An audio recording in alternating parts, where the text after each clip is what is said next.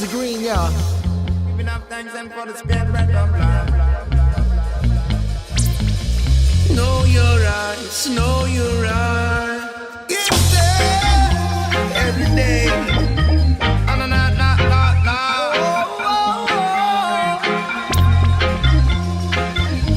All my herbalist branches them.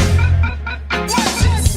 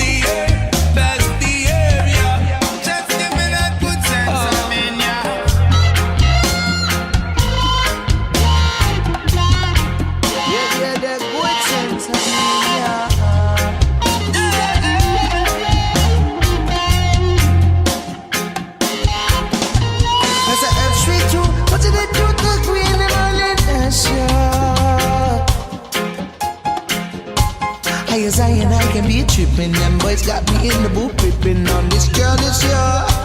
Whoa, must be true to what I would say.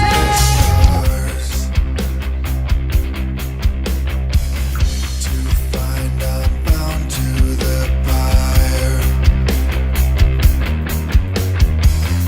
It feels like every day another ruthless flame.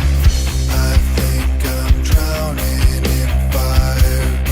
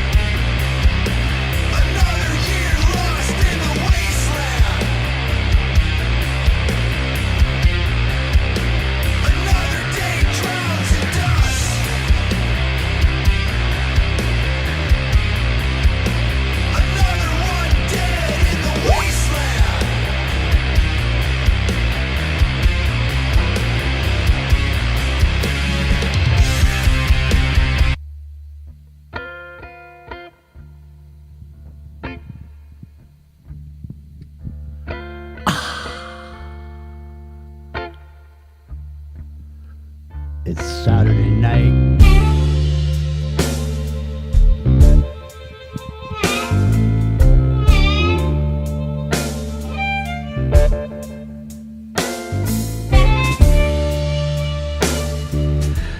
It's time for the chilluminatti. Lean your ass back 33 degrees and chill.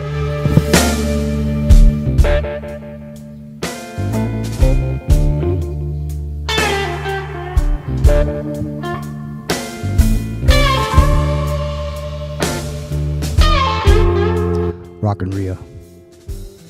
Have you arriveth? Estoy aquí. I never met a salesman like you before.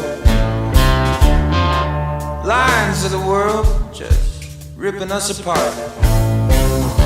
Scratch right out along the way.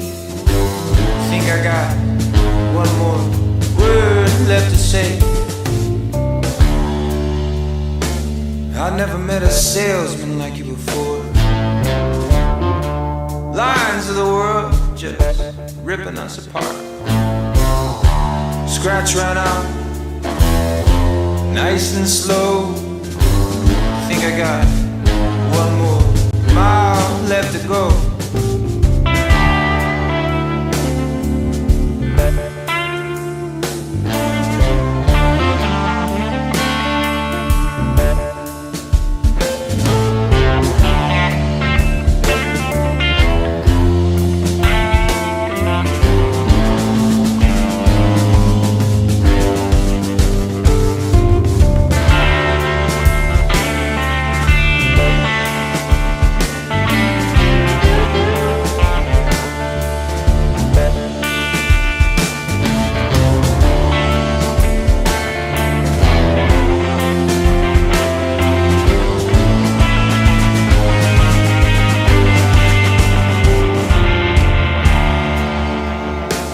I thought nothing would ever pierce my heart.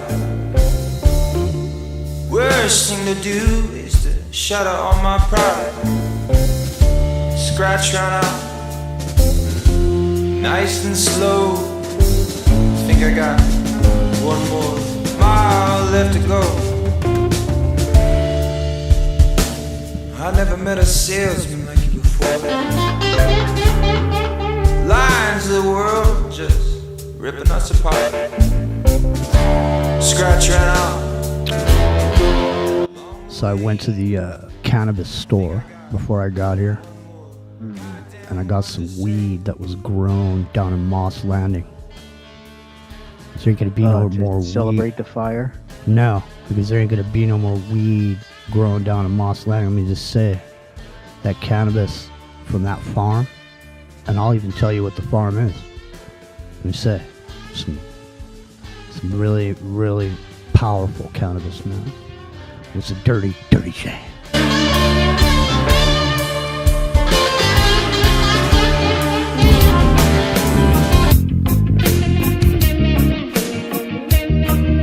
You know what though, man? I'm satisfied. Maybe I could be anywhere in the world. It doesn't matter to me, no. You know, 'cause I need you, girl. Oh, Lord, you know, I need you right here with me. 'Cause life is hard. Josh Heinrichs, man. So tomorrow, Wake and Bake, you'll hear music like this. Josh Heinrichs, Satisfied from the 2011 Satisfied LP. The title cut, Rock and Rio. Now, we were talking about it last night. There's a really good guitar lead in this song, so when it comes up I'm gonna pipe it back up. But we were talking about it last night. Just let me know when after this lead's over and I drop this volume. Let me know. What do you think and what do you know about David Lindley? Who? Yeah, David Lindley. David Lindley. Right where I want them be.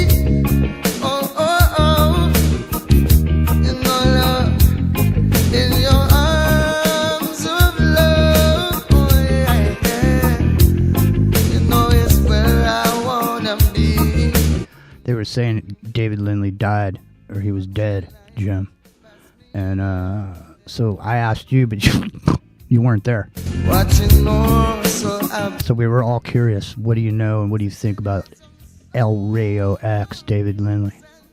satisfied. You know with you in my life, yeah. Baby, it's so, it's so satisfied. Baby,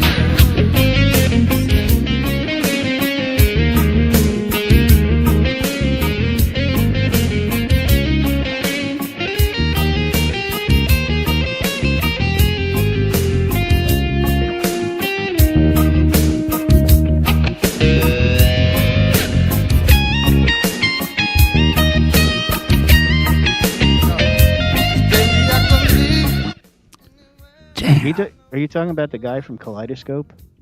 I'm talking about David Lindley, man, the master musician. Yeah, from Kaleidoscope. I think was Was that a band that El Rayo X was in? Because Yeah. I only ever even knew about him when he was just by himself. El Rayo X was like 80s, wasn't it? Yeah. Yeah, no, that's Kaleidoscope was like late 60s. Yeah, no, I didn't know of him before his solo career. Because he came through like 3 or 4 times through the Keystone. And that's the only reason I even knew about him. I think he died like last year. Oh.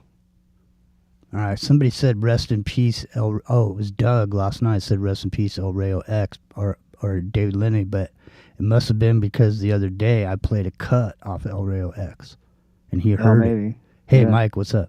And he heard it. No, I mean, have you heard any of that? Anything off the El Rayo X LP, dude? Oh, probably not in 20-something years. Yeah. 30 years, 40 years, however long it's been. I know. You know, dude, I swear to God, everything in the past has gone down the memory hole. And it's shit that we talk about on here and people that are, you know, Generation X and, you know, and baby boomers. Mm-hmm. You know what I mean? The shit that we all remember, people that are like 30 and under, they don't even fucking know it ever existed. Yeah. Literally. They never heard of Gen Z, never heard fucking Timothy Leary. They never heard half of their shit. It's crazy, man. Yeah, but I haven't heard that 2 + 2 = 4 either. No, what I'm saying is, what I'm saying is, I mean, on one level, you could literally like reproduce some phenomenon from the past, some pop culture phenomenon. You know what I mean? You could do the same thing you did before with the same music and the same songs, just with different people. Would it cause the same effect, I wonder? In other words, like say there's some long forgotten, let's just say, I'll hear it. Pick some band that just was there and they're not there, but they had a bunch of songs. Like, for example, what about Greg Kidd? What if some band just came out, started playing a bunch of songs? They already were hits, but nobody remembers them. Nobody knows they were anything. You know what I mean? But would it have the same effect nowadays with those same hooks and those same beats and all that? Would it all take effect? I wonder. Well, it depends on who's playing it. I would imagine that the younger generation would say it sounds dated, right? Like it sounds like, we think of, stuff we grew up with is now classic rock. So they would be looking at it Fucking like that's grandpa's music. Aerosmith is like dad rock or whatever. Yeah. Yeah, exactly. That's kind of my point. They'd be looking at it like, yeah, there's some old guy. No, but that's not what I'm in an elevator. See, that's not what I'm saying, man. What I'm saying is there's some obscure shit that you never heard before. But that was popular, though, but you don't even know it exists. Well, I would think that the younger generation wouldn't even take notice. They would just dismiss it as, that's something dad had on vinyl, man, grandpa had on vinyl or something. No, and, that's not what I'm saying at all. I'm not saying that I don't let think anybody even know it ever existed before. You don't Well, no, fucking say maybe you're not. copying it. I'm saying you copy what happened with a particular sound and a group of people, because there's shit right now. There's a bunch of shit that's popular. It's like fucking. It sounds like fucking 80s new wave, and but I mean, there's a bunch of it. You know what I mean? And like shit, like The Cure and this and that. You know what I mean? So like there is a recreation of something that already existed, in a sense that people like it in a way that they didn't know. In other words, they would have liked it had they known it existed. Mm. You know what I mean? It's like all these dudes finding out about all this music from different eras because it's in video games. If those songs weren't in video games, people wouldn't even know they exist. But then all of a sudden, there's a bunch of younger dudes playing video games, hearing a bunch of these older classic rock songs, and all of a sudden those songs all of a sudden became popular. Did you notice that? There was a big thing about it, man. They were talking about it. I think it kind of goes in cycles, just like all the cultural stuff, right? There were skinny ties in the 50s, and then the skinny ties came back in the 80s. I don't know if skinny ties are a thing now, but it's about right, for another cycle of it. The paisley and plaid was big in the 60s and the late 60s, early 70s. Yeah, and but that I'm came saying back around. when it happened, So I could see like the music going the same way, like cycling every 30 years for the next generation, where they pick up on it. But maybe that's just because your parents listen to it. well, at this point, I'd be willing to. At this point, I'd be willing to bet that if your parents listen to it, you don't fucking want nothing to do with that. You want them to distance yourself from that. No. I mean, my parents listen to doo-wop. I think it's great. I know. So. Well, I'm sure maybe you do, but I'm saying this younger Generation Z, they don't give a fuck. Well, yeah. No, I'm just saying. They don't care about anything, though. It's like, But because they don't know about it. That's what I'm saying. There's this whole bunch of shit that's been left out of people's upbringing. Like, they don't even know about it because it's some kind of history and it's some kind of shit that happened before. It's definitely it's notable and should be talked about, but for some reason, when you're going through the school system, you don't even hear about shit. You don't even hear about it. So no, I mean, unless you take like music education, you might know who Chuck Berry is, but there again, they probably don't even care. Well, I mean, it's not even necessarily about music. It's about it's I'm about just everything. using that It's as about a- everything, because the thing is if they don't know about it, how could they understand why they want to protect it? In other words, half of them don't even know who the name of the guy in the White House is. them.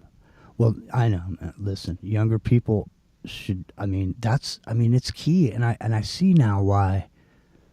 I see why now they get these older folk. They want to get them out of the system.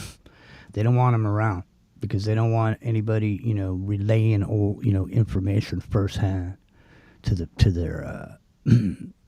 You know what I mean? Yeah. It's like older people end up away. They don't want them in the round. They're useless. They're over there. They're taking prescription drugs for whatever's wrong with them. And it's funny because what's the famous Gen Z line? Okay, boomer. Well, and even the next couple generations, even Gen Xers get called boomers. By the youngins. Well, there's a difference between Gen X and boomers, but Oh yeah, there's a big difference. yeah. 40 years. What's the matter with the clothes I'm wearing? For some reason, that song came to my mind about 5 minutes ago about when we were talking about something. Hmm. There's some lyric in there that has something to do with what we were talking about. But I don't know what it is. It's still rock and roll to me, that's all. No, seriously though, man. There's a serious generation gap. They used to talk about that shit back in the 60s. The generation gap. They used to say don't ever trust anybody over 30 and all that noise. Remember that? I mean, you remember that thing. I'm not saying do you remember not trusting people over 30. Well, both actually. No, I mean, it's just funny. I mean, the only reason I'm relaying Don't this, trust anybody over 30. Now I don't trust anybody under 30. the only reason I'm relaying this is because my mom was visiting with some friends of hers today. And so I was listening to the conversation, and I was like, I was stunned by the fact that people just don't know, common stuff. Like, I was stunned that somebody doesn't know who Timothy Leary is. They're not part of the acid generation now. I mean, Well, I'm just saying. The thing is like, I'm just saying. Look, the way things are, and the way if everybody was taught, if they spent 12 years teaching you the trivium, what if they spent 6 years? They couldn't spend that. But let's say they spend 9 years teaching you the trivium.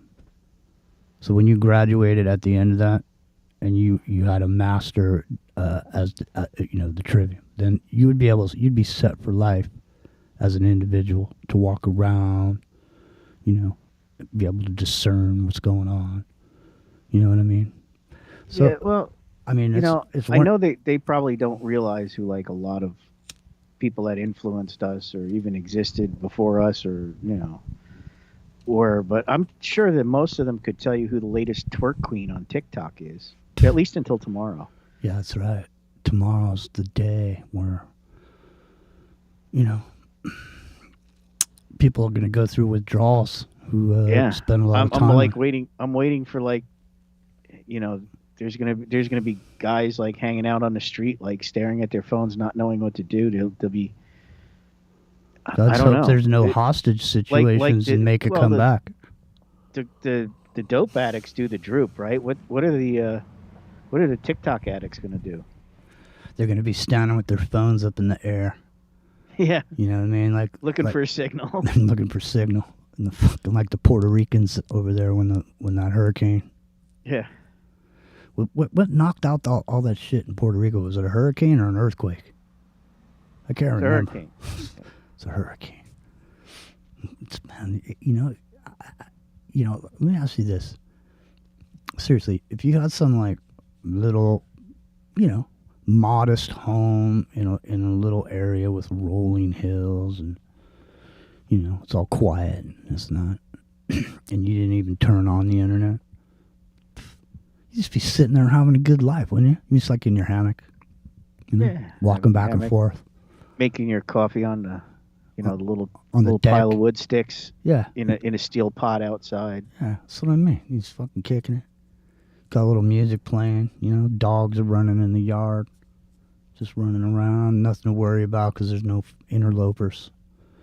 You're close enough to everything to get to where you need to get to and get what you need, but you're far enough away that it seems like a hidden paradise. Yeah, that's kind of like my ultimate dream, like to go live out in the middle of Montana somewhere. Montana's the nearest neighbor is 5 miles away. See, there's where everything goes.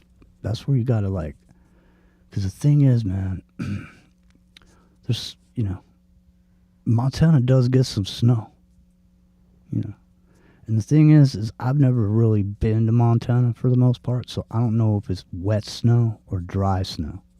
Now I know that's Wyoming, Jackson Hole. No, so Wyoming too. Yeah, Jackson Hole's in Wyoming. What's in Montana? Is there any skiing in there? It's just nice scenery and lots of mountains, and everybody's chill. No, I know that, but is there skiing? Because I'm trying to determine the nature of the snow in Montana, whether it's dry snow or if it's that wet, effed up kind of snow where it's cold and it's wet and it's damp. Because in Colorado, the snow is dry because that hot air fucking blows off the desert up onto the western slope. And that's why Aspen and all that, that's why people go there. It's because of the snow, because it's dry snow. it also makes for, it's not uncomfortable. I would imagine it's probably a little bit of both because, being that far north, they get a lot of Arctic air, which is very dry. So, Did you ever see that movie, The Dogmen? I don't know. I don't think so. I think it's in Montana. Here, let me get it. It's a good movie, man. It's about it's about some archaeologist who discovers some fucking tribe, and she goes there to look for it, and it's like this Indian tribe that's still left over, Native Americans. Hold on a second. And it's like some dude is in it, the main guy. Hold on. I can never remember this fucker's name either. Hold on. It wasn't like a big movie back in the day. It didn't really have an effect. Hang on. That's another thing I was thinking about. Do you remember how movies used to fucking, like a movie would come out and then all of a sudden, hang on a second. Here we go. Last of the Dogmen is what it's called.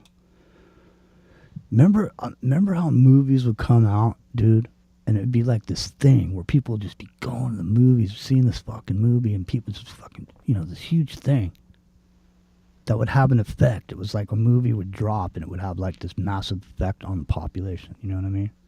Like a Tom Cruise movie would come out and be like Days of Thunder or whatever. Robert Duvall. These fucking these stars or whatever. Now movies come out, it's like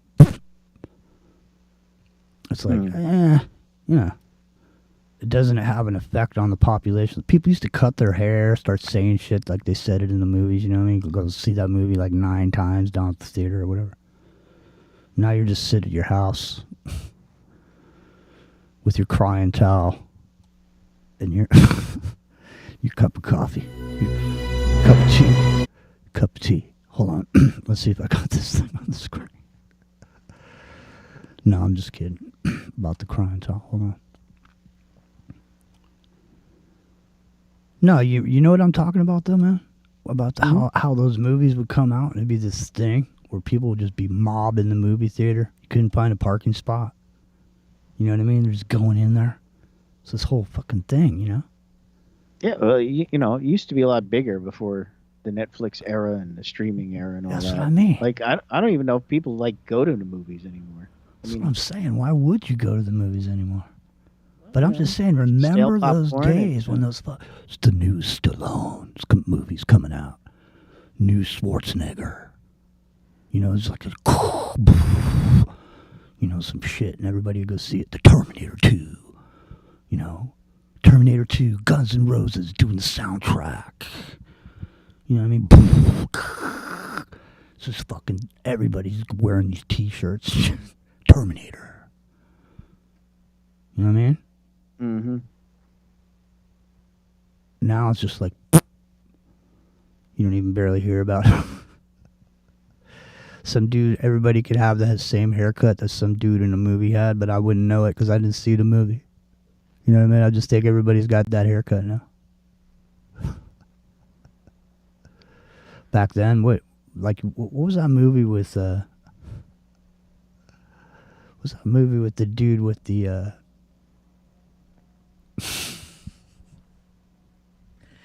what's that David Spade movie where he's got a mullet? What the fuck is that movie? That movie's funny. All right, listen. Here, watch the trailer here. Let's see if I can get it. Oh, wait a minute. This is the whole movie. 1 hour and 58 minutes. Dude, are you even streaming on YouTube? Yeah, I'm streaming. I'm not seeing anything. No, it's because I got this fucking dark screen on here. Now I'm back on there. But I was going to put a video on there. But it looks like it's not a trailer. It looks like it's the actual whole movie. Here, I'll drop this link in the chat. Yeah, the chat's moving. There you go. Oh, my thing still says waiting to start. You're on the wrong one. Joe Dirt. Exactly. Joe Dirt. You're on the wrong show because what happened was I accidentally said it started at 8 and then I put that private and then I went away and made another one Okay, yeah, now I got it. Yeah. So, because, you know, I thought I don't know how you could wait for a video that's private. It was weird. But I'm glad you waited, bro. And now come and join us over here in the chat where everybody's over here. Now I'm in the right spot. All right, now you've found us. No, I'm just saying, remember that shit? It's crazy how that shit was, man. It was like, because there was, I don't know, stars. You know?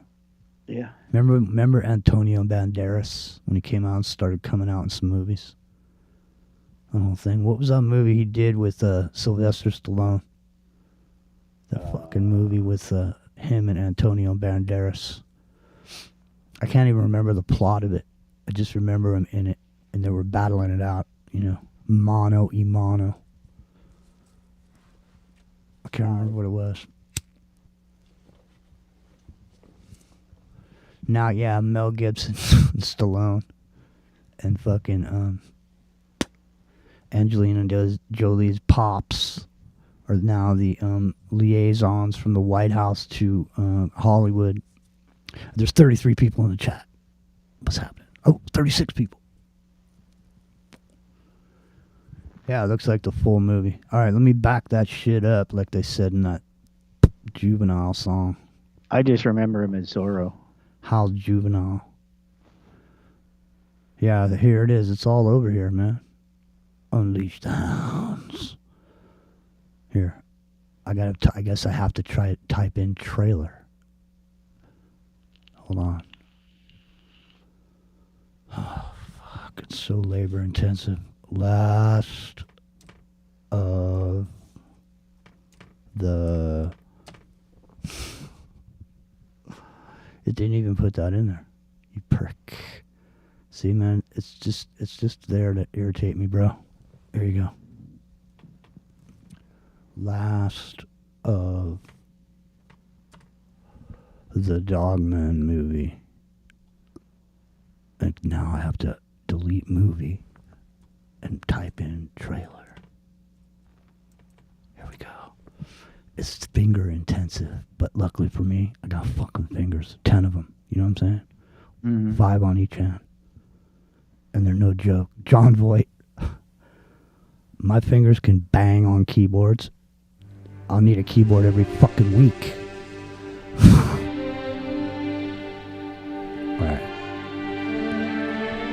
Hold on.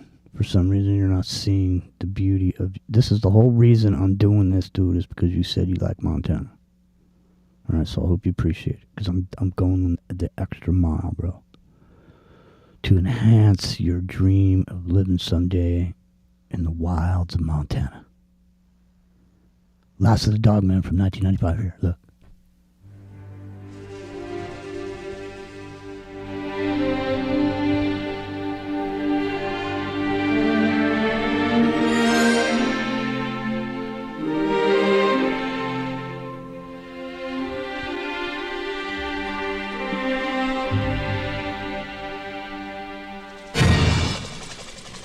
You boys have any luck? Does the phrase needle in a haystack ring a bell? Try down there by Buck Creek. They might have got that farm. Busload of state prisoners went off the highway last night. 3 escaped. I'm telling you what I told your deputy, not interested. I need you on this one. Drunk or sober, you're still the best tracker in the state. Somebody's out there.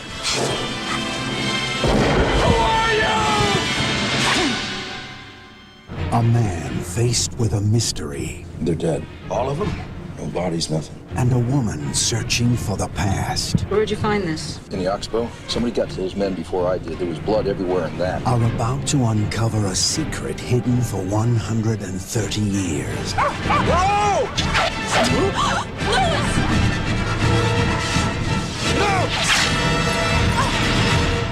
My God.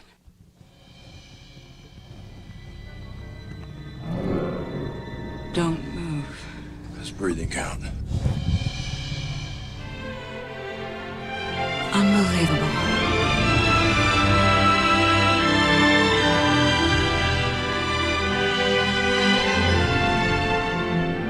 From this time, Argar Cheyenne.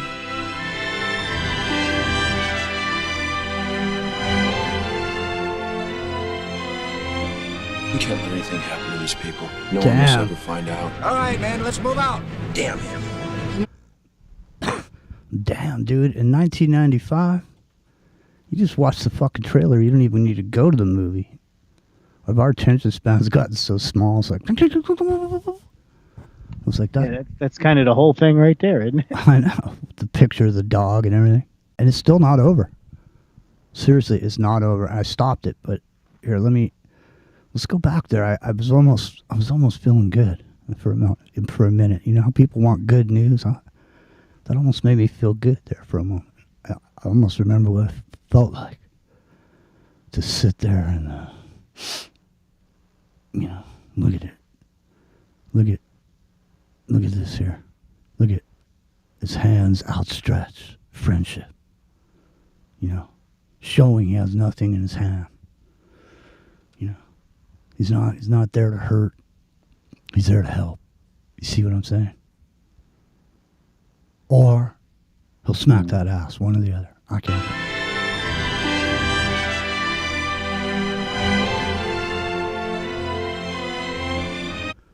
Oh man, look at that. That is just too precious. Hold on. Look at that, man. Look at that dogger. Woo-hoo-hoo. Look at that. That must be that dude's dog. You know what I mean? Who is that? Who is that dude? Tom Berenger? I don't know. I have no idea. Are you even seeing this trailer? Yeah, I see it. But it's on delay, so I'm looking at the girl and the dog right now. That's what I mean.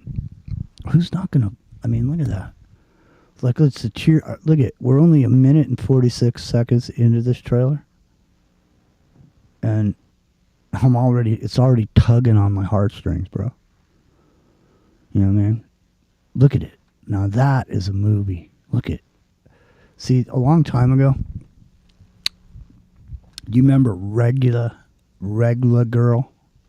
Mm-hmm. And something happened to her, with her health. We haven't seen her around here for years now. And, I don't know what happened. But anyways, I had this idea a long time ago to have a thing called short attention span theater. And what I was going to do is I was going to play trailers like this one and other ones from 70s movies because they're so fucking long. And they're like 3 minutes long, but that shows you the whole movie, basically. And so I had this idea, and I had this thing called Short Attention Span Theater. And so at some point, Regula Girl was doing, like, radio shows of her own. And so I fucking gave her that name of that thing, Short Attention Span Theater. So you could just have that. And then I never talked about it or used it again. Ever again, because I gave it to her. But now I'm just thinking about it. We should just fucking do this shit on the show as a segment. It's called Short Attention Span Theater and just pick some fucking movie from the 70s or whatever. Play this. Oh, I mean, we used to do that, right? We used to play the cartoon shorts in the beginning. Yeah. All right, let's go back to Rocky and Bullwinkle. I know. Those are fucking kick-ass. All right, hold on. Look at that dog, man. But where is Moose? That's a cool dog, man. I bet he's smart, too. Well, I know he's smart, otherwise he wouldn't be in that movie. We can't let anything happen to these people. No one must ever find out. All right, man, let's move out. Damn him. How much time do we have? Half a day, maybe less. The Yellow Wolf said I should stay and fight. They'll get slaughtered. The Cheyenne or the troopers?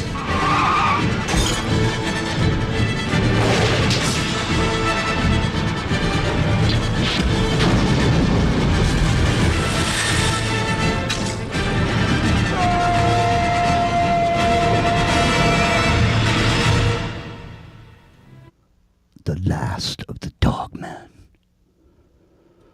Damn, that was exciting, wasn't it? Almost makes me want to watch that movie.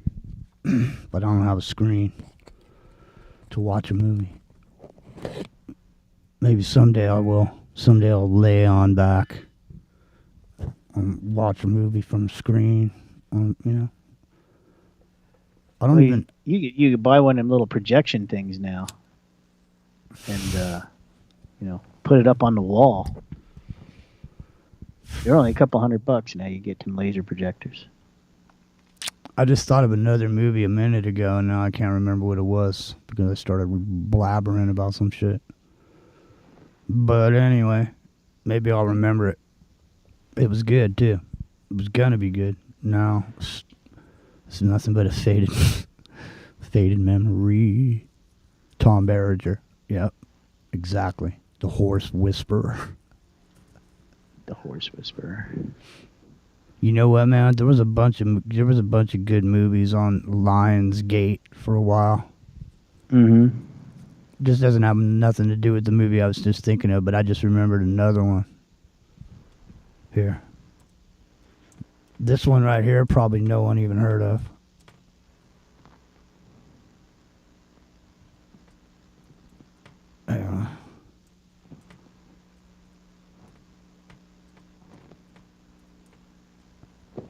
Yeah. Lionsgate was good for a while. Yeah. It's fucking Craig Sheffer's in this. Here.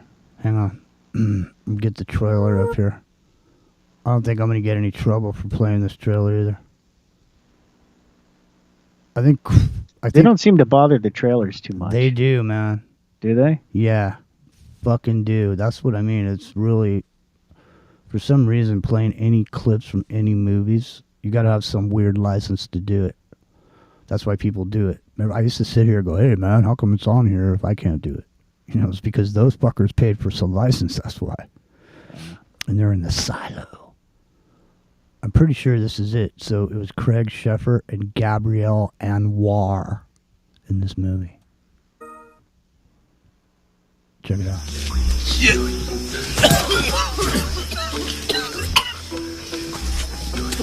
I gotta quit smoking, man. Hey, Trav. That curse on the gravestone about the dude who moves his bones, you think that stuff's serious, man? I mean, you think the baby Jesus is looking down on us in judgment? I mean, Hope is a sinner, right? I mean, it's all right.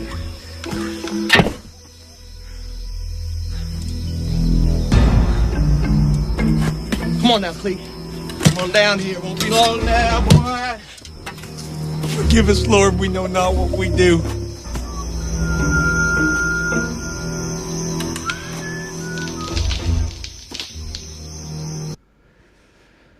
The thing about this, too, this Lionsgate shit and this Craig Sheffer shit, I think these guys made this movie.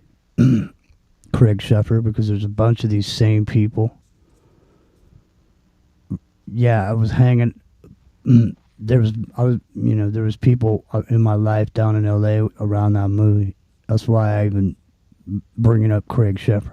I brought him up in respect to that Quentin Tarantino piece too, the Top Gun piece, because that's the same thing. They made that movie with their credit cards, the ones we were talking about last week.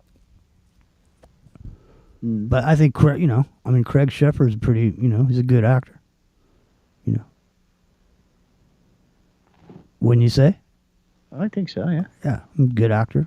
All right, here we go. Crowbar. Hey, careful, man. Don't wreck it. Who gives a duke? Moment of truth, son.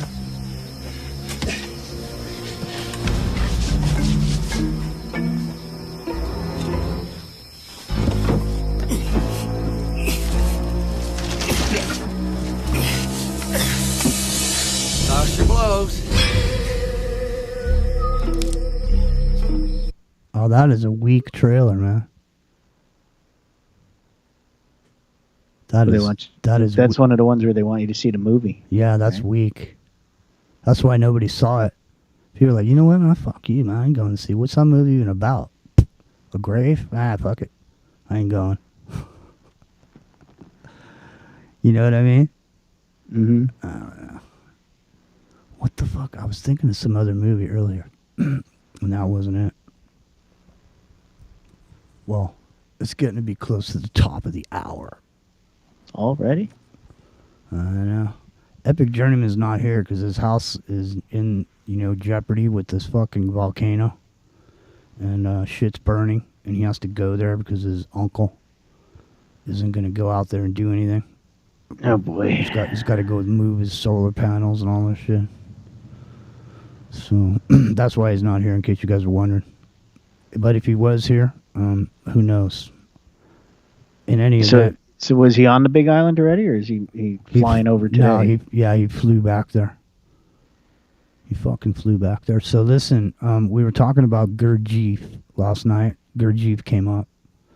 So I spent a whole bunch of time around Gurdjieff because somebody brought him up to me a long time ago. Mm-hmm. And somebody else, the same John Dean, the photographer, was the one who brought up Gurdjieff. And because John Dean was, he was a ballet dancer. And then he hurt his leg. And he had a demon on his knee. And he met this psychic dude named Bob. And Bob removed the demon off of his knee. And Bob bought him this camera. So he couldn't dance anymore. I met him in Los Angeles. He took my headshot or whatever. That's how I met him. But anyways, when he couldn't dance anymore, then he became a photographer, a dance photographer. So he would, take pictures of people, ballet dancers and this and that. And then, but anyway, the point is he introduced me to Gurdjieff. He also introduced me to Colin Wilson, which was the outsider, And I was, I was at a certain age when I met John, So, I was living in Venice. And we were just kicking it, in my house. We were talking about some shit, whatever. It's just like a totally mellow scene. No fucking pressure. It's not like it is now, man. You know what I mean? It's like you just got lit some candles and sat around talking about shit, drinking a coffee.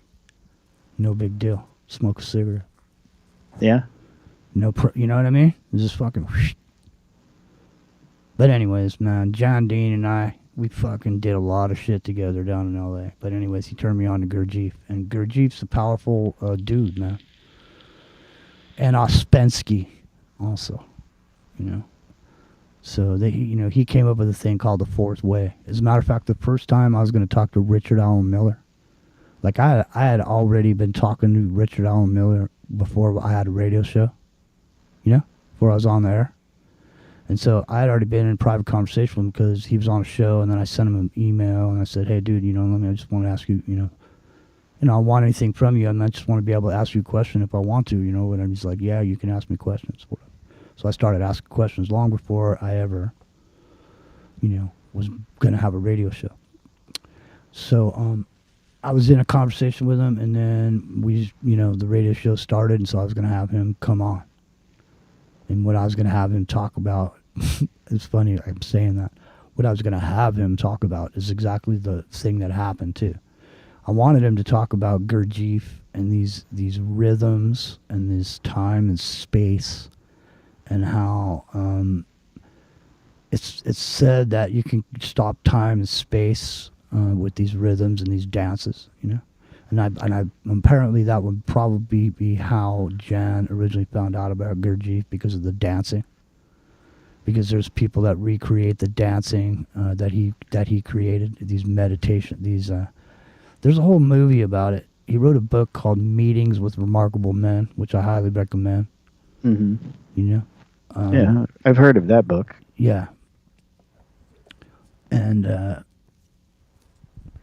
anyway, there's a movie that they made. It's kind of weird. It's like you wouldn't see it, sort of obscure. And it's like most people wouldn't even know about it, that it exists, because don't even know who Gurdjieff even is.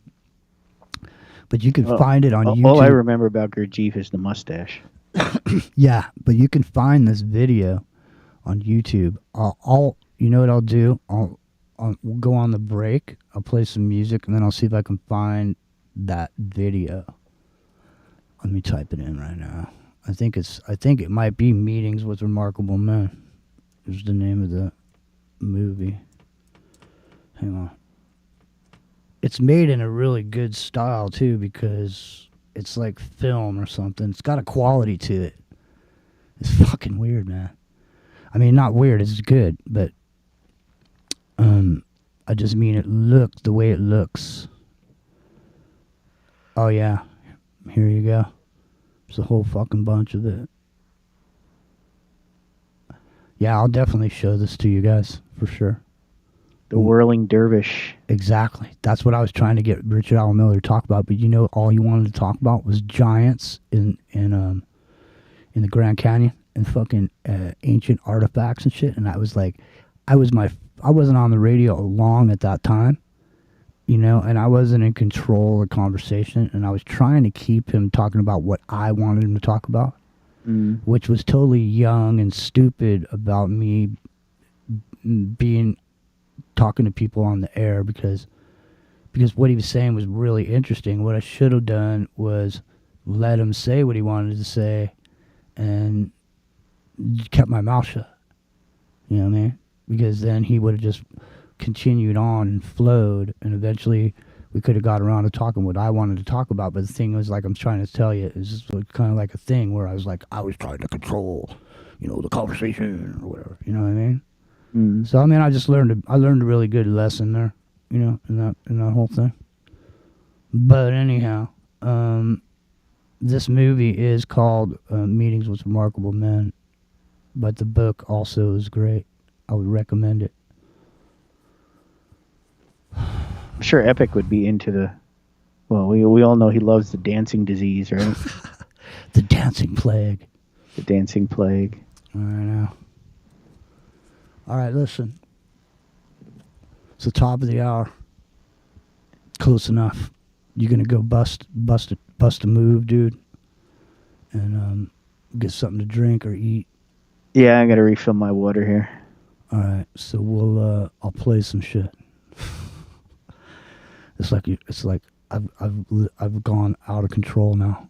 But save the Gurdjieff for till I get back. No, I will. But I'm just saying I've gone so far casual that it's almost like you're just sitting in the living room with me. Yeah, well, that's what it is, right? We're chilling. It's the chilluminatti. We're chilling. I know. All right, well, listen, don't take me the wrong way. I'm still professional. You know, I'm just kicking it, though. I'm just trying to let my hair down. Rock and Rio, you know. I'm just trying to kick it. All right, well, so, I don't know. I'm scrolling right now, but just trying to find something. So go ahead, Rio. You don't have to stay here. Go get your something to drink or whatever it is. And as I scroll. As you scroll? I'm scrolling. Don't death scroll, though. No. I'm scrolling for the right music to create the right environment for us to chill. All right, how about this? This is a winner no matter how you're feeling. Even if you don't. Here. Let's just do this here, and we'll be back. And then we're going to do the Gurdjieff. All right? Okay. Why not? It's the chilluminatti.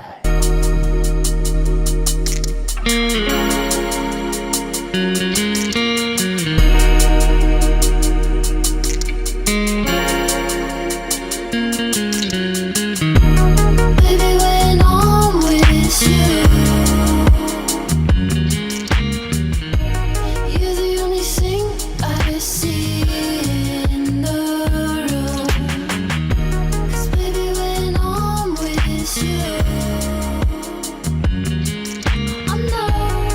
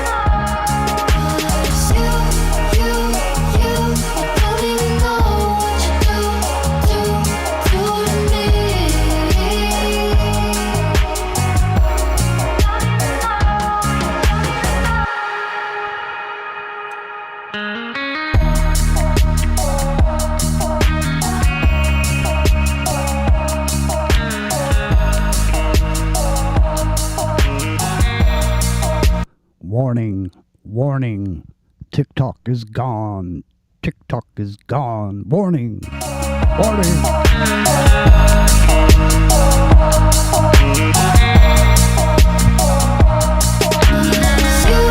You don't even know what you do to me.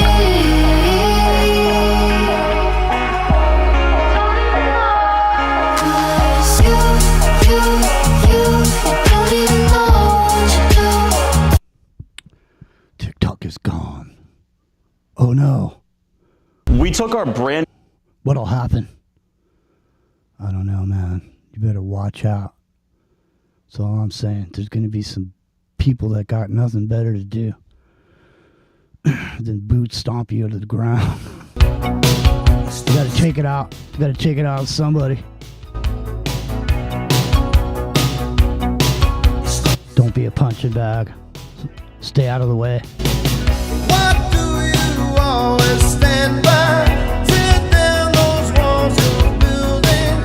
Don't be afraid to show your heart. It's hard, but girl, it's worth it. Sometimes it's hard to see. Love's like a light when it gets dark. It's no secret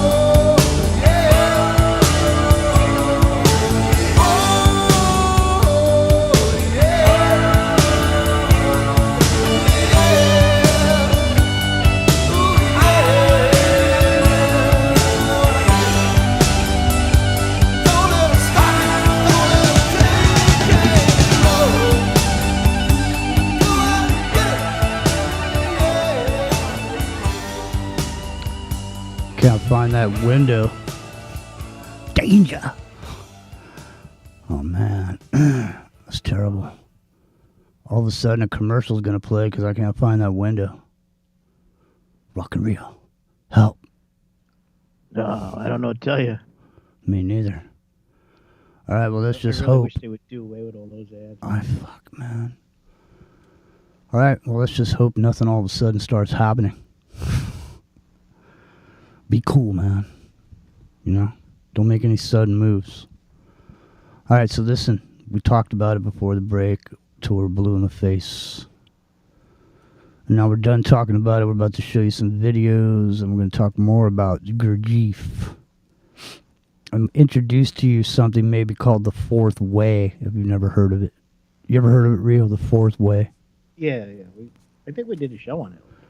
Yeah, we've talked about it way back. But if you look, you know, there's some geometrics. You know, there's some geometry associated with the Fourth Way. If you look at that symbol, you type it in on Google Images or whatever, you'll see a symbol, you know, with... It's like Tree of Life kind of thing, right? Nah, I think it's more lines and angulars. But you have to go look. It's like some sort of a it's like I don't know how to explain it. You know? Just go look at it. It's like a it's not a pentagram, but it's a something-a-gram. I don't remember how many grams it has. You know, but go take a look at it. You'll see what I mean. Got 9. 9, exactly. See? Uh-oh. I know. Trying to tell you, man. The number 9? Number 9. And Gurdjieff, you know, Jan Dean. Jan Dean was he moved to Romania, man. Okay? He lives just miles away from Dracul's castle, which is a fascination of Jan Dean's, as well as ballet. And he was also a photographer. You know, he took photographs for a B magazine, actress magazine called Femme Fatale. And he was the cover artist for that magazine for many years. And Jan Dean did have a sort of a freaky side to him. So, you know, a lot of those B-movie, horror movie actresses, they ended up in Jan Dean's studios. Oh, yeah. In multiple positions, you know. Oh, boy. You know, and like I say, Jan Dean, he was he's a colorful fellow. Or whatever. He did have a, you know, like I say, he had a good artful eye and an active imagination. You know. And I don't know, maybe he did have sort of a freakish side to him at the time. I don't know. I mean, but you can go look at some of these covers. Just type in Femme Fatale, Jan Dean. It's Deen. You know. There was even, you know, believe this shit or not, and this what's really funny. Hey, Danny, what's happening? What's really funny is that back in the day when I was living down there in Los Angeles, there was this whole thing going on where it was these 99-seat theaters, okay? And there were all these theaters, 99 seats in there. And this is where all these people would they'd write some script, and then they'd go act it out on these 99-seat theaters, okay? And there were stages and all this shit. You know, it was a full production. There was a whole bunch of it. It was a million. And Jan Dean was always up in there. The fucking dude was always going there and looking at all these different plays that were going on because he would take pictures of the play. So you see, he would go in there and then he would stage the photograph around what the play was, but he would get access to all that prop work. See? So he didn't have to do any of that, but he could put the actors or actresses that were in the plays like fucking in these shots. And he's got a bunch of really good ones from different plays. And there was one play, and at the time, like I say, I wasn't into this shit at the time. I didn't know anything about the alternative media or Alex Jones or any of that shit at the time. So, but there was There was a play about the acid whorehouse up in San Francisco. There was a play about it. And he went there and he set up a fucking unbelievable shot from that set, from that play, with all the actors and actresses in there, and there was a bunch of them. So it was, yeah, man, he's an artful dude, man, for sure. And so, all right. So, anyways, he's the one who turned me on to Gurdjieff, and I'm gonna say, I assume he found out about it somehow, having to do with the dancing. All right. So here's some of the dancing. Let me see if this dude even described any of this shit. Yeah, his description is weird classic dance scene. So to most people, this is just some funny thing that these dudes are doing. Okay, but these dudes are in a pattern. All right. And this whole thing is it's like a vortex. They're generating a vortex, man.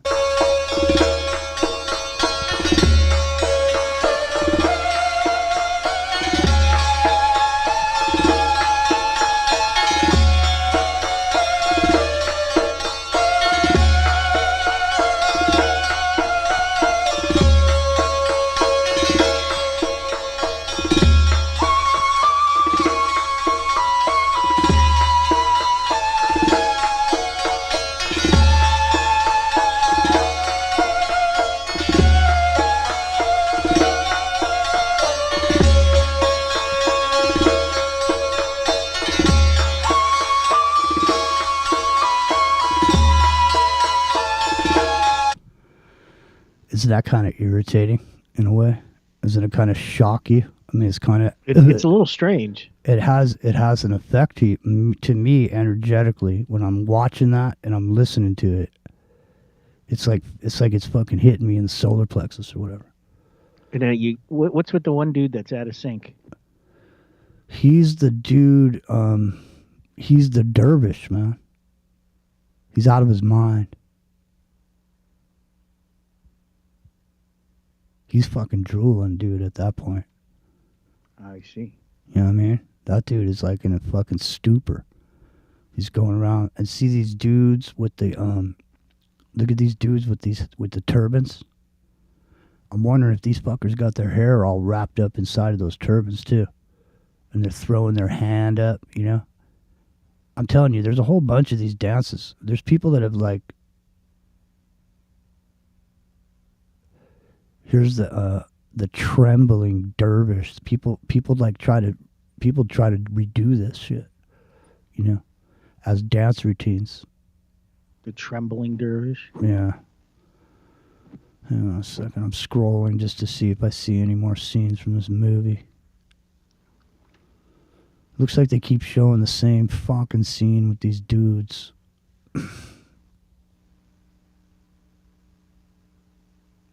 No, it's big. That's the big scene, right? No, there's a whole bunch of different dancing going on in there, and beats, and that's the thing. It's the beats. I don't know if it's the drumming that throws me off on watching that, but it does have an effect on me, as I'm saying. I don't know why. It's like I feel it like, you know, hitting me. Well, it probably is a drumming because it's an odd pace. It's not. Well, it's not the 4/4 you're used to. No. All right, let me see if I got this fucking shit squared away. Man, hold on. Sorry for the casual shit, but here we go. What the fuck is this? Why am I even looking at that? Hold on. Here, I have this thing all ready to go. Here we go. You guys ready? Here we go. Gurdjieff. Different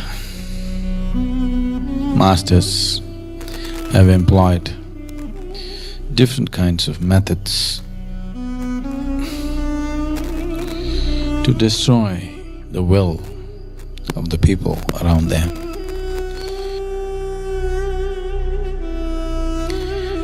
One person who's very significant in a situation like this is Gurdjieff.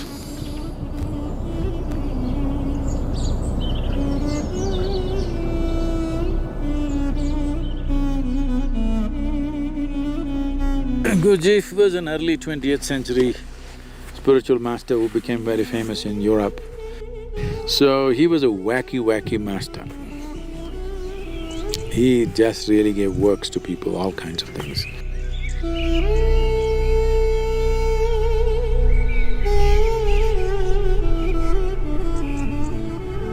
Ouspensky, who was a great mathematician, became his disciple. Because of Ouspensky, Gurdjieff became popular because Ouspensky wrote books on Gurdjieff. He was very well-known, popular, great speaker of the time.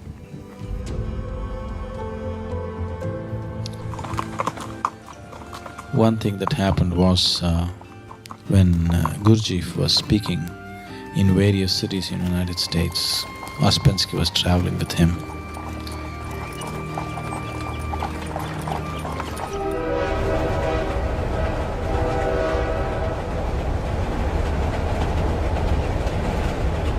Those were still the railroad years or railroad time in North America, where people traveled by train.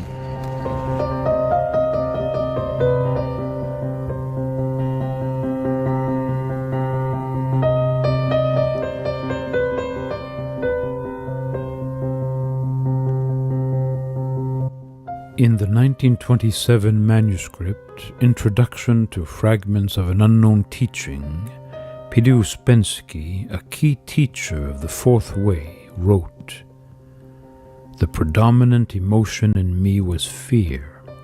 Fear to lose myself, fear to disappear in something unknown. I remember a phrase in a letter I wrote at the time. I am writing this letter to you, but who will write the next letter, signing it with my name, and what he will say, I do not know." This was the fear. Ouspensky, a Russian philosopher, was referring to the transformative impact of what is called the system, the work, or the Fourth Way. This teaching is a method of intense personal effort performed on oneself for the purpose of knowing oneself objectively and evolving into a higher state of consciousness that awakens us to a whole new experience of reality. George Ivanovich Gurdjieff brought these powerful ideas to the West from ancient and secret sources in the East. This extraordinary system of thought ranges from the most intimate psychological insights to a grandiose cosmology linking the individual with the universe. It is a synthesis of practices and teachings formatted for the Western scientific mind. It is named the Fourth Way to differentiate it from the other ways of conscious evolution. Okay. Ah ha ha, I caught you, you fucking mother. Commercial. Don't you worry, buddy. Man, I'm quick, like Quick Draw McGraw, bro. You see that? I heard you say I caught you. The way of the monk. Oh, yeah, hold on, the man. way of the fakir. The way of the yogi. So, anyways, now we're getting into some Gurdjieff. Is it too much, man? Is it too much for yogis? Dude, is it too much? Hey, boo boo. Is the Gurdjieff too much on a Saturday night for people? Well, maybe you could just listen to it any old time. You know, find out about Gurdjieff and the Fourth Way and the deep discovery of oneself. Not many people wanted to go that route. You know what I mean? They'd rather watch some TikToks. Whatever. You know, it's easier. It's a lot easier when you just go, you know, fuck it. We'll just do whatever. You know what I mean? Just be pliable, dude, you know. Go with the flow. Yeah, whatever. Yeah. That's the way it is, man. Just roll with it. Roll with it, baby. You gotta roll with it. Oh, man. It's been a long-ass week, brother. Oh, you ain't kidding. I know. It's Looking forward to the 2 feet of snow tomorrow. Oh, fuck. It's a never-ending battle. Of these classic methods of human transformation focus on different aspects of the individual. Let's focus on the different aspects of the individual real. You got to deal with 2 feet of snow tomorrow. Mm-hmm. Well, I won't have to deal maybe with... not 2 feet, but at least a foot, from what you're saying. I won't have to deal with 2 feet of snow, but my feet are freezing right now. It's like I'm a pirate with 2 peg legs. Both my legs are peg legs. I'm just walking around on my ankles. No, you just got to worry about the state burning down over there. Fuck. Yeah, so, some growers grow down in the, Moss Landing area. Stackhouse. Hey, Gary, what's happening? Good to see you. Hang on. So anyways, Stockhouse, they grow down there. And they have a store up in here in Felton in the mountains. And so on Saturdays, you get 10% off of locally grown shit. So they had some super nice top shelf shit that was on sale. And it just happened to come from Moss Landing. It's literally some really, really nice cannabis, man. And, you know, it just brings to the fore, you know, the situation, you know. How shit can change in an instant, you know. One day you're sitting there growing some weed, you know, having a store, and the next thing you know, you know, the battery place goes down. It's on fire. Quick, everybody out. You know what I mean? Yeah. I don't know. Well, not only is it, but the problem with that battery fire, man, is it's going to ruin everything. That's what I mean. It's like Fukushima. Beyond the weed, it's going to ruin the food supply. That's what I mean. It's like Fukushima, man. It was when that happened. Everybody's sitting around, you know, talking about, you know, everything that was going to happen. And then, you know, obviously, there's nothing you could do about it at that point. You know, what are you going to do? How are you going to, like, what do you do? It's still burning, right? It's been burning for, like, 4 days now. That? Yeah. As far as I know, I haven't heard anybody blowing the trumpet saying it's over with. It's just another one of these fucking situations. Even if one of these cars catches on fire on the highway for whatever reason, the fire departments won't even fucking touch it. They won't even go near it. You know, they carry a special blanket now. It looks like a car cover. It's about to, you know, it's shaped like a Tesla. And they just throw this blanket over top of it, try to contain it. That's what I was thinking, man. I'm thinking to myself, okay, I understand you can't put it out. But are you telling me if you dropped enough sand on that shit that you couldn't put that out? Now it just keeps burning. It's because it's chemical reaction. You mean it's like that pile of tires that's on fire? Yeah. That shit's just burning and burning. They can't put it out. Yeah. It's like, it just, you know, at first, look, a fire. And then all of a sudden they just don't talk about it, but here it is, like, you know. 20 years 50, later. yeah, 50 years later, the shit's been burning for 50 years. Well, it's like the peat fire in Pennsylvania, right? It's burning under the coal fire, rather. Mm-hmm. It's burning underground. It's been burning for like 20 years, 20-something years now. You know what, man? They fucking found a long time ago. I'm going to say at least 30 years ago. They figured out that they could take old tires, you know, and grind that shit up, okay, and put it in the asphalt when they lay down roads. Mm-hmm. And it makes everything just smooth. You know, the roads don't wear because there's rubber in there. And it doesn't wear your tires as much either. You know what I mean? But that's probably why it didn't catch on. The problem is that it increases the rolling resistance, so it lowers your gas mileage. And that's not good for the environment. No. That's why they did away with that idea. I see. Well, did you know they're coming out with some new models of some old cars? You know, there's a 2025 GTO. Yeah, I heard about that. You heard about it? Well, did you look at it? It's fucking maybe. bad. It's badass, man. It is badass. I don't know if I did or not. I think I looked at a picture of it. There's a couple of them. There's another one too. Some other model like that they redid. It's fucking badass. There's another one. And it's not like those weak ass Camaros that came out. You know when they came out with that Camaro? Yeah. It's not like that at all. It's like the one I saw anyways had chrome and all this other shit. It looked like it was made in the 70s, but was like 2025 materials and technology going on.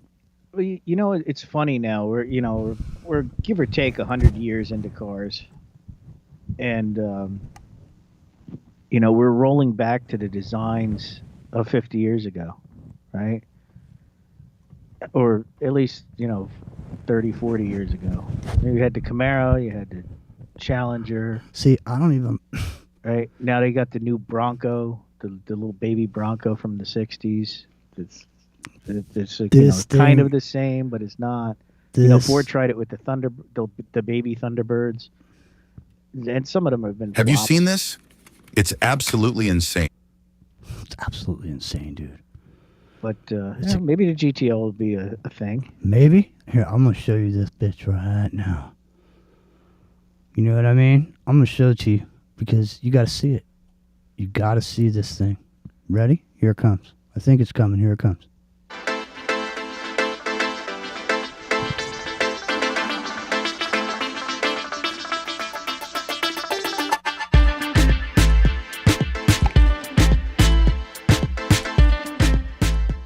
Get ready. You ready? Here it comes. Experience the return of a muscle car legend. The Pontiac GTO is back for 2025 with... Look at that fucker, dude. Look at it. You see it? That's an old one right there. No, it ain't. That's the 2025 model right there. Look at that fucker, dude.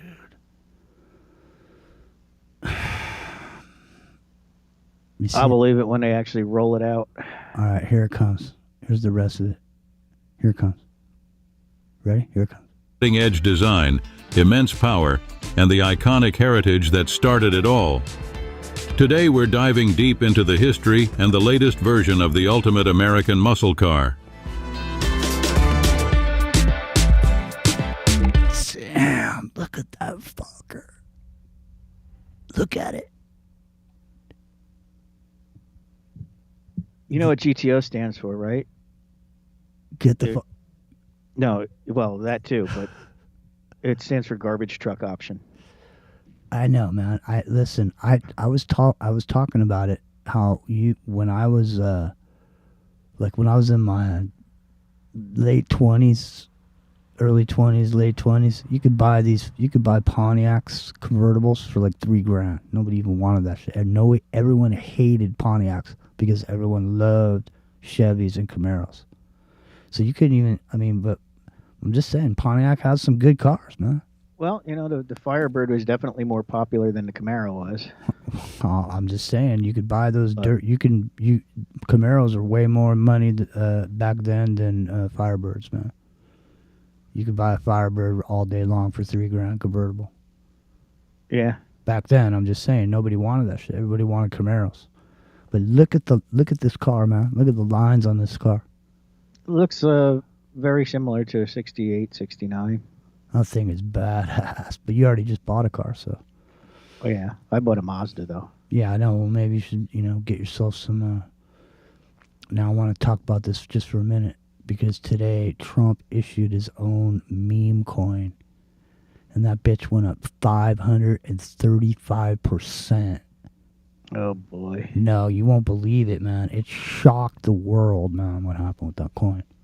Yeah, and there's about 10,000 people out in Washington, D.C. protesting him right now, too. Doesn't matter because I'm just saying, you know how much money was made today off this Trump coin when he introduced it?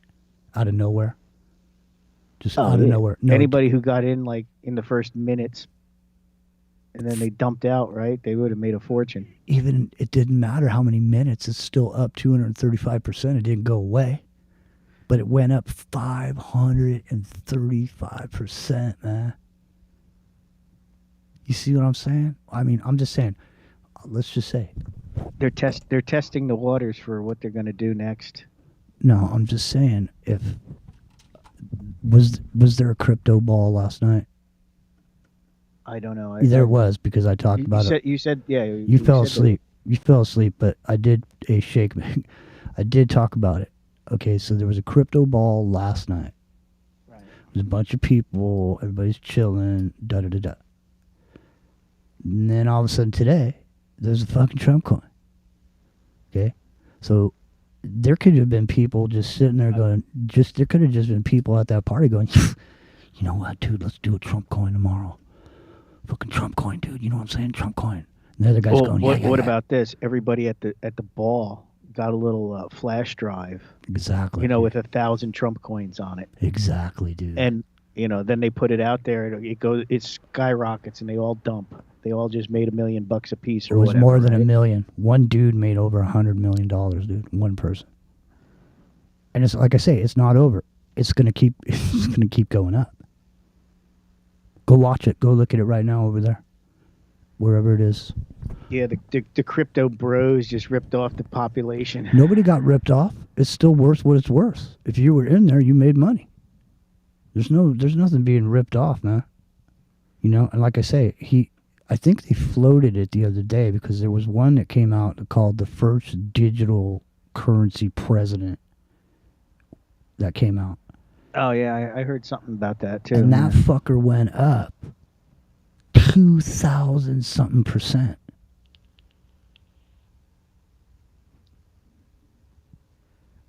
Yeah.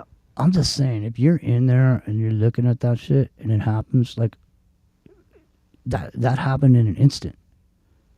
You know? But I think you're right. And people in the chat think you're right about the party favor with the it was probably a party favor. His son.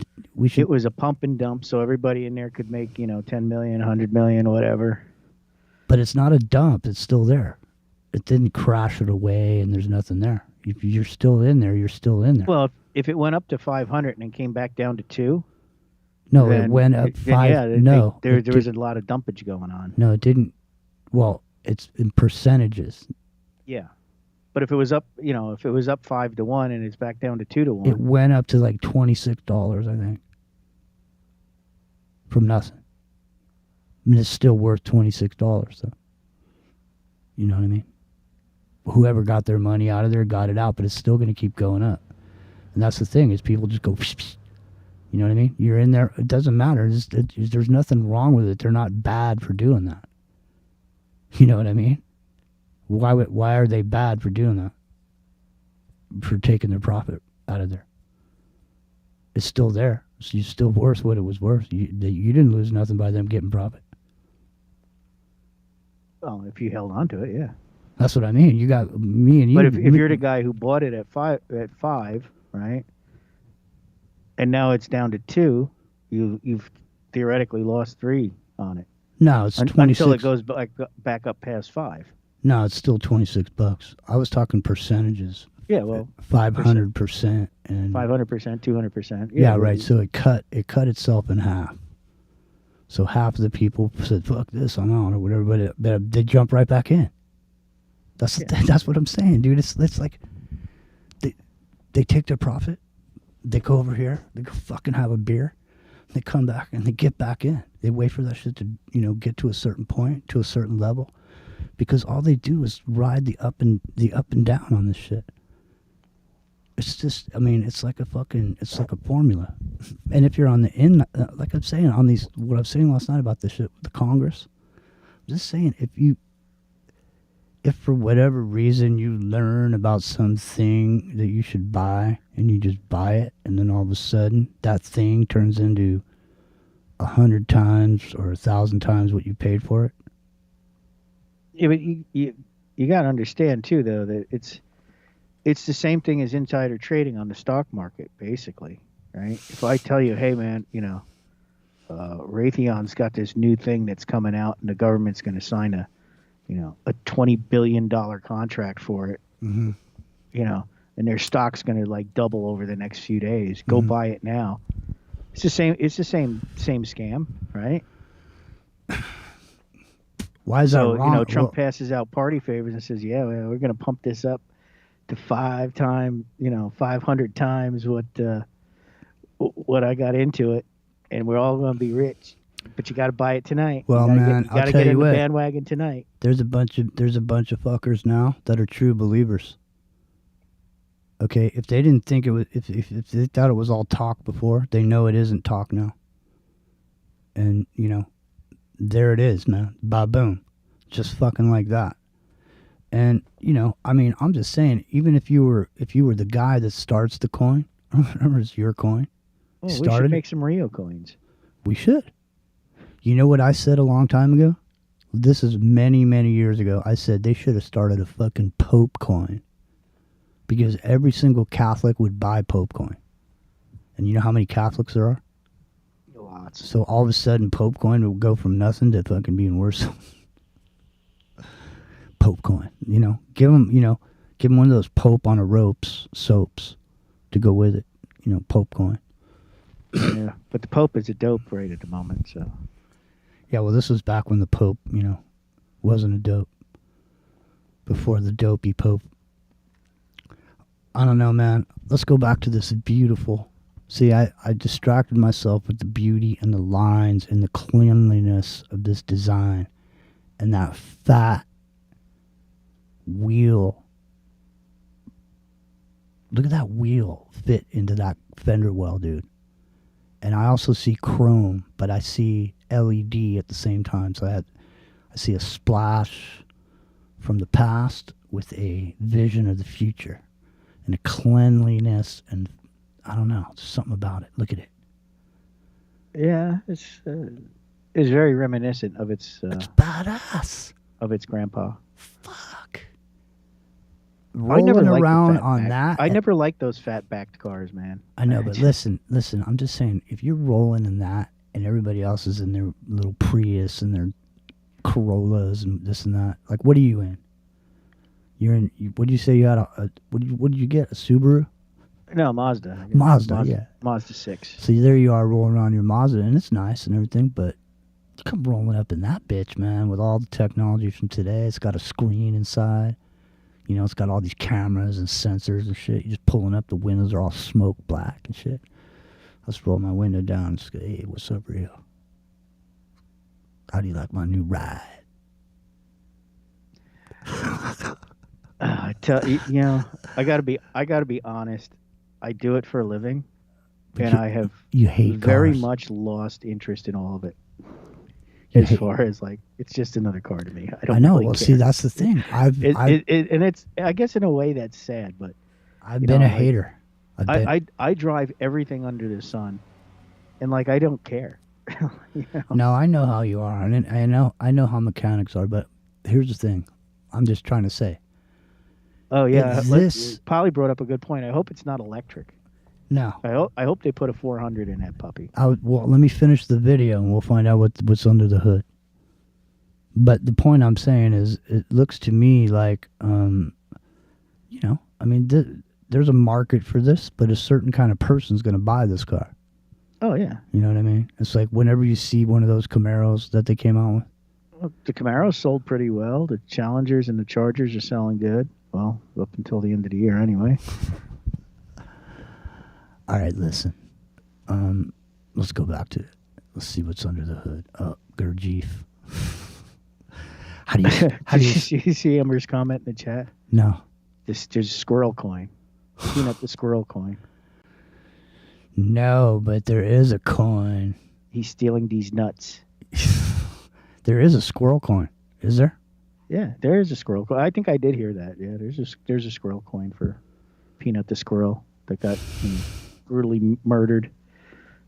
My name ain't Earl, and I don't sell the squirrel. Here we go.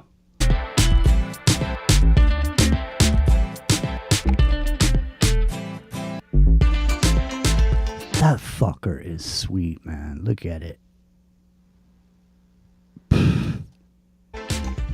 The Pontiac GTO has a storied past that dates back to 1964.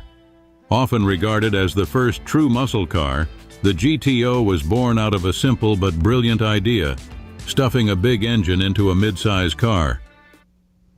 Look at that.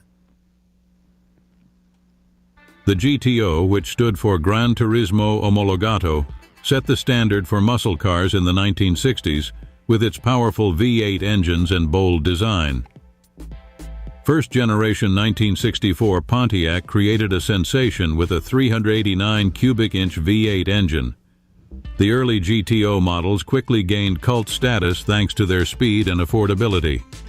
Unfortunately, by the mid-70s, the muscle car era was winding down due to stricter emissions regulations and rising fuel costs, leading to the temporary discontinuation of the GTO.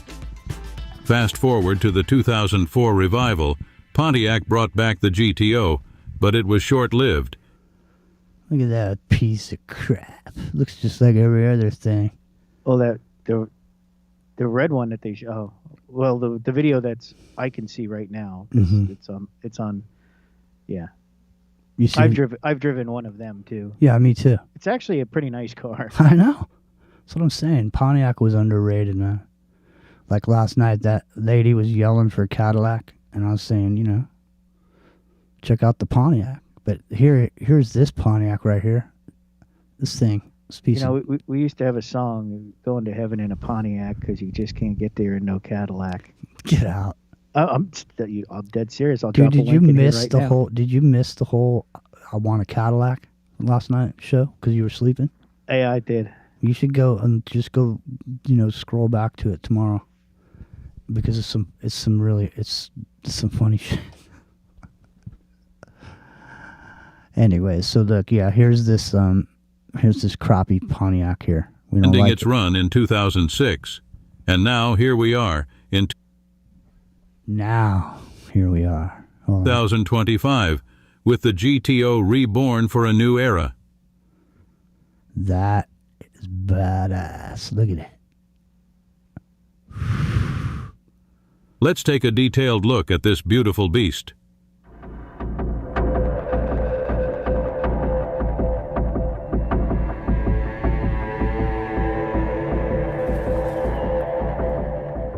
The first thing that catches your eye is the aggressive yet sleek front end. The split grille design brings back memories of the original GTO but with modern touches. The hood scoops, reminiscent of the 1969 Judge, are back and functional, enhancing airflow to the engine. LED headlights have been seamlessly integrated, giving it a sharp, futuristic look. From the side, the GTO's muscular stance is unmistakable. It sits low to the ground, with wide tires hugging the pavement. The curvaceous fenders flow elegantly toward the rear, evoking the retro muscle. Look at that. Holy shit. That looks like one of those Rivieras right there. That rear end. Damn. That is sleek. Look at that thing.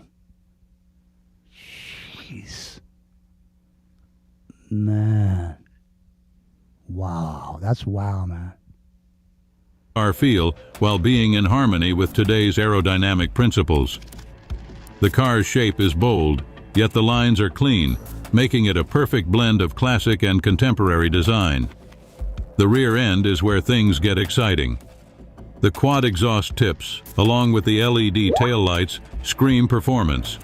The rear spoiler is both functional and aesthetically pleasing, giving the car a track-ready appearance. The iconic GTO badge proudly sits at the center of the rear fascia, a nod to its legendary heritage. Damn, look at that, man.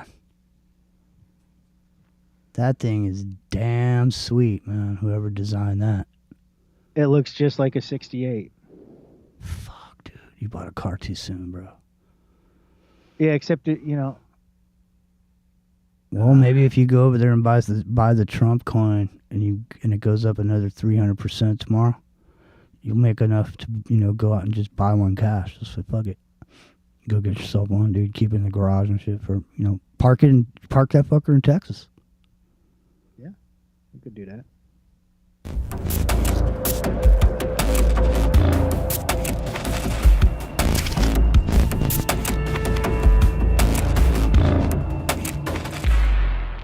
Now let's step inside this modern muscle machine. Oh, look at that, dude. Wow. See, man, this is I'd given up on anything like this ever happening again, dude. You know? It's nice to see somebody. Oh, that's incredibly retro right there. That's almost what the original looks like, as far as the wood dash and the gauges. But it has this modern, clean design to it. There's something, every little bit of it's been cleaned up just a little bit. But I can tell you one thing, it won't come with that steering wheel because there's no airbag in it. Maybe they designed... I mean, unless they figured out how to make an airbag that small. They probably did. It will knock you the fuck out when it comes out of there. The interior of the 2025 GTO strikes a balance between heritage and modern technology. The dashboard is minimalistic but packed with the latest tech. Retro-styled analog... Look at those fucking bucket seats, man. Damn. This thing's got to be like 200 grand. I haven't even looked at how much it is, but it's probably really expensive, man. Gauges give it a classic vibe, but digital readouts and a touchscreen infotainment system bring it into the 21st century. Everything is dry. What is that shifter? You see that? Yeah, it's the ball knob, that's all. I know. What is it? Is it an automatic or is this thing... No. Is this thing, you know... No, that's an automatic, no? I don't see a clutch. It might have a stick in it. I don't They see might a- make stick shift. I don't see a that. clutch on there, man. I see a gas... I see a small brake pedal in the picture that I see. Yeah, so. that's what I see. There we go. Focused, with the gauge cluster... Oh, wait a minute. There it is. The clutch, dude. I wonder if it's like a 7-speed or some shit. Prominently displaying essential performance data. The leather bucket seats are both luxurious and supportive, designed to hold you in place during high-speed cornering. Fine stitching and attention to detail are seen throughout the cabin. Oh, fuck. Making it feel premium yet race-inspired. Now, what makes the 2025 Pontiac GTO roar? Let's talk performance. The heart of the new GTO is a high-performance turbocharged 6.2L V8 engine capable of producing a jaw-dropping 700 horsepower. With an 8-speed automatic transmission, the GTO is engineered for both speed and precision. Fuck. This car is designed... It's got the Corvette engine in it, I bet. Dude, this thing is... All right, why don't you... we got another minute left of this video. Okay, why don't you look up the price of the 20... I'm already looking. Okay. Trying to find. All right. tear up the streets and leave competitors in the dust.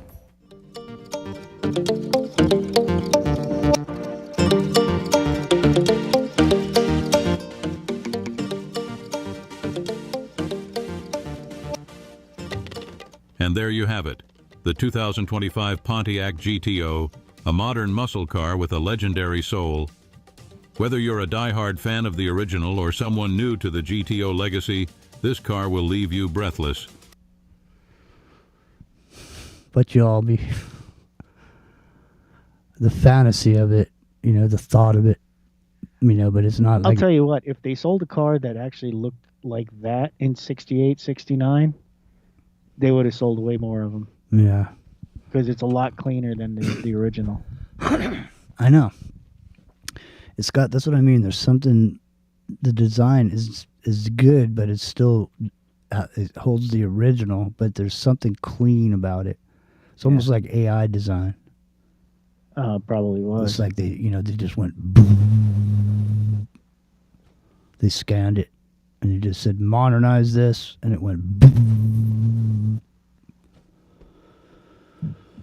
That is sweet. But I mean, you know, the thing is, when you watch those commercials on TV, people are riding in their new cars, you know, wind in their hair and shit, speeding around, having a good time. You're never speeding around here. I mean, there's traffic, you know. So you'd be sitting in this bad boy just, oh, fuck, looking at your watch. 700 horsepower doesn't do you any good if the guy in front of you is still doing 35. No, but it's the thought of it, though. Like, you know, how much is it? I don't know. 68 grand? You know, they probably would do something like that. No, it is, dude. I'm here. I'll find out. Hold on. Price of the 2025 Pontiac GTO.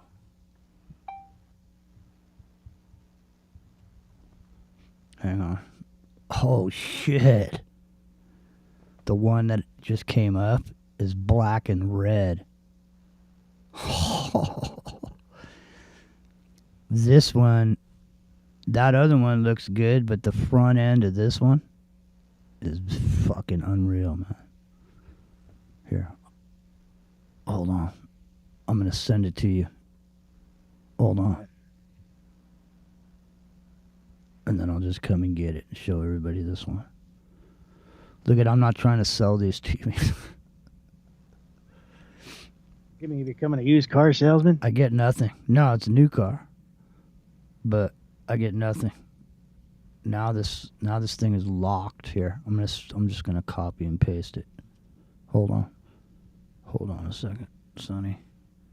Hold on there, little buckaroo. Is that your song, Heaven in a Pontiac, dude? Yeah, I thought I dropped that in there. Are you in there? Are you playing on there? No, not on that recording. No. All right. Well, I just sent you that. All right, but here, let me go back because I clicked on that fucking video. But how Bill, much Bill is did that song too? So, you know, Jimmy wrote it with Bill. But what the? How come every one of these? How much here? How much does the Pontiac GTO cost? The prices for a used Pontiac GTO. Yeah, I don't know if they've given a price yet. What is going on with this, man? What do they do? Man, look, I could do this. I could go, yeah. Okay, so it says, according to the internet rumor mill, the 2025 Pontiac GTO is the real deal and is on its way onto the road. Some even claim to have numerous images of this revived model on hand, showcasing what the GTO will look like for its supposed grand return after almost 20 years. In truth, the 2025 Pontiac GTO isn't a real thing. It does not exist. Pontiac has been completely dissolved, and GM has no plans of bringing it back. And while we climb this mountain, I want to tell you guys about Shopify, a platform that makes starting a business incredibly easy. Shut the fuck. It looks like those dudes doing the flat earth thing in the South Pole. Here, look at this fucker. Hold on. Look at this. Look at that. That is badass. Look at that fucker. I'm still looking at the South Pole guys. Yeah, this is badass, man. Oh, that's AI generated. I can tell.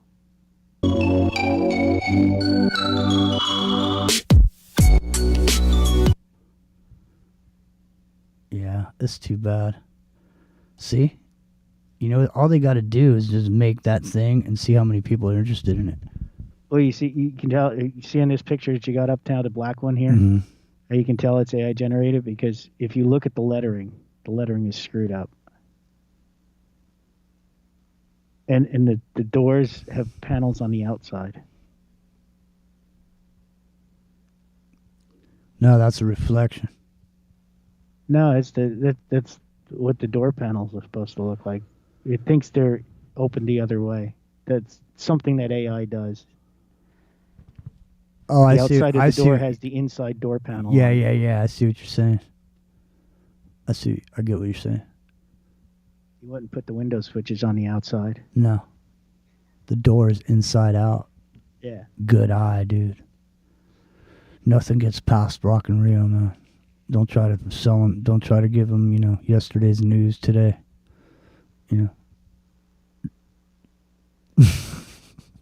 That's right. All right. Looks like it's that time, man.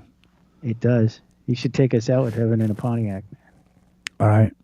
Where is it again? I'm going to go back. I saw it when I was on my iPad, but I didn't see it in here. Hold on. Let me go back, Jack. I didn't put it in the call. I put it in in your direct message. Yeah. Let me get it. Hold on. Right here. Suicide doors. Yeah. How many sales calls could you book? Inside out. 50,000 cold emails per month. My man Alex books 200 calls in a the single month for his fuck cold. up, Oh dude. my god. YouTube is relentless with that. And it fucks with my mouse, so I can't turn it off, man. Literally. They do that on purpose too. Just when I'm about to click on it, it rolls. Yeah, you go to click the skip button and it goes sideways. I don't even get to the skip button. It starts to roll, and I try to mute it. And I try to mute it, and then the video itself, the whole video and the whole screen, rolls when I hover over the mouse, and then when I click, it rolls back, and I click on the ad that is promoting. So they figured out how to like roll the screen. So I try to click on the mute button, it clicks on the link to the ad, and you go to it. Yep. So they're they're making money off that shit going, yeah, look at it. People are clicking like a motherfucker. You know? Yeah. All right. I'll see you in the morning, everybody, if you're going to be here. I'm going to drag my ass out and get out here, even though I won't want to. There'll be a moment when I'm laying there, Rio, and I'll think to myself, you know what? But you'll do it. I'm just going to fucking sleep today, man. And just relax. But I won't do it. You know why? Because I show up, man. I do what I'm supposed to do. I gotta be doing some cooking tomorrow, man. Oh, are you? Oh yeah, I got a brisket. Damn. A whole brisket. Well, All maybe- 17 pounds of it. Well, maybe if you're up in the kitchen, you should check in and hang out with me. Yeah, I could do that. All right. Here goes Heaven in a Pontiac. Here comes Good night, it. everybody.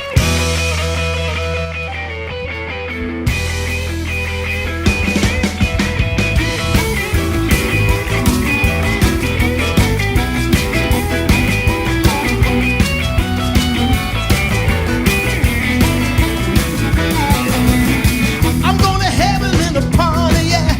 Just can't get there in no Cadillac. I'm going to heaven. Ain't no turning back. Don't need a chariot to go. Take me in a Pontiac. I seen the devil in a coupe de ville, burning rubber at the top of the hill. I seen the devil. His oil was burning black. Like a toothed locomotive chewing down the railroad track. Gang of angels in a red Corvette, moving faster than a saber jet, chasing the devil, caught him in a radar trap. Rolled him over to the shoulder. I passed